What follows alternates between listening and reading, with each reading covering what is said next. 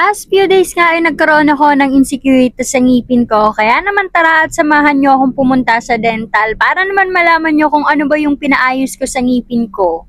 Sinong may pake? Charis! Pagkatapos nga ng duty ay pumunta ako sa dental dahil meron akong binabayaran na HMO at nag-renew na nga ito. Kaya naman kako ay pupunta na ako ng dental para naman hindi masayang yung binabayaran ko buwan-buwan. Medyo may kalapitan lang naman nga ito sa lugar na pinagtatrabahuhan ko, kaya dyan ay sumakay na lang ako ng jeep. Pangalawang beses na balik ko na nga dyan pero naligaw-ligaw pa ako kasi hindi ako pamilyar sa lugar dito sa Cubao, kaya naman nagtanong-tanong na lang ako dyan. Paano ba naman sa tataas ng building dyan na halos pare-parehas? Hindi ko talaga matatandaan yan kasi yun yung weakness ko, ang paghahanap ng isang lugar. Buti na nga lang ay lagi kong kasama si Magta. Si Magtanong. Pagpasensyahan nyo na nga tong vlog ko kung puro mukha ko lang talaga yung makikita nyo dyan. Malamang vlog ko to, alangan naman mukha mo yung makita dito, di ba? Charis! Okay lang yan, maikli lang naman tong vlog ko, pagtyagaan nyo na lang. May ma-update lang ako sa mga nag-aantay dyan. May nag-aantay te, wag kang pilangera. Ala, dyan nga at sa kadadaldal ko ay nakarating na tayo dito. Bali guys, ang pinaka-importante ko palang pinunta dito ay magpapaklining talaga ako. Kasi alam nyo bang napaka-importante na nagpapalinis tayo ng ngipin kahit every 6 months to 1 year man lamang. Dahil hindi enough yung magtututbrush ka lang ng 3 times a day, minsan nga isa o kung minsan wala. Kinaya mo yun?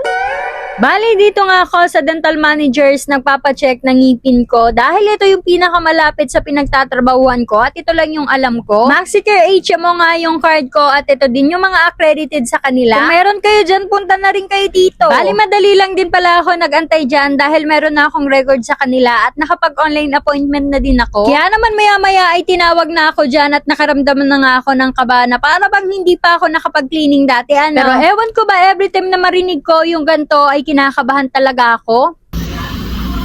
Yun, yung para pag ginagrinder yung ngipin mo, kaya naman nangingilo talaga ako. Bale, dyan nga, inaantay ko na lang si Doc, pero maya-maya ay dumating na rin. Hindi na nga ako halos nakapag-video dyan kasi ang alam ko ay bawal sa kanila. At dyan nga ay nagsisimula na. Tinanong nga ako dyan ni Doc dahil na-notice niya na may missing tooth daw ako sa taas. Sabi ko naman dyan ay opo dahil nung mga bata-bata pa ako, meron akong ngipin sa may ilalim at pinabunot ko nga ito sa hindi dentista. Kasi nga naging insecurity ko siya at hindi ko alam na pagsisisihan ko pala balang araw at ngayon na yung mga araw na yon. Kaya naman tinanong ko talaga dyan kay Doc kung ano pa ba yung solusyon na pwedeng gawin. Good thing at sabi naman ni Doc, maganda daw yung structure ng ngipin ko. Ang kailangan na lang daw ay i-reshape yung pangil. Pero bago yun ay kailangan daw munang i-x-ray para makita kung saan daw abot yung nerve. Kaya naman sa sunod yun na talaga yung ipapagawa ko. Pero sa ngayon, ang procedure na ginawa ay nagpa-cleaning muna ako dyan at saka nagpapasta ng 2 kong ngipin. At dahil nga may MaxiCard ako, ang binayaran ko lang dyan ay 300 pesos. At dahil nga hindi tayo masyadong pinagpala sa kagandahan ng ngipin, eto at gagastusan talaga natin yan. Pero kaunti lang naman yung aayusin dyan sa ngipin natin, kaya go na natin yan. Kasi alam nyo naman, kapag naging maayos at maganda yung ngipin natin, nadadagdagan yung confident natin to smile at nagiging asset din natin to. Kaya okay lang talaga, mag-invest lang din tayo sa mga ngipin natin. Kung gwapo ka man yan tapos magayon, mabata man ang hangaw, parang ulo, ay turn off. Cheers! So, paano ba yan? Hanggang dito na lang ang ating video. Sana may natutunan kayo.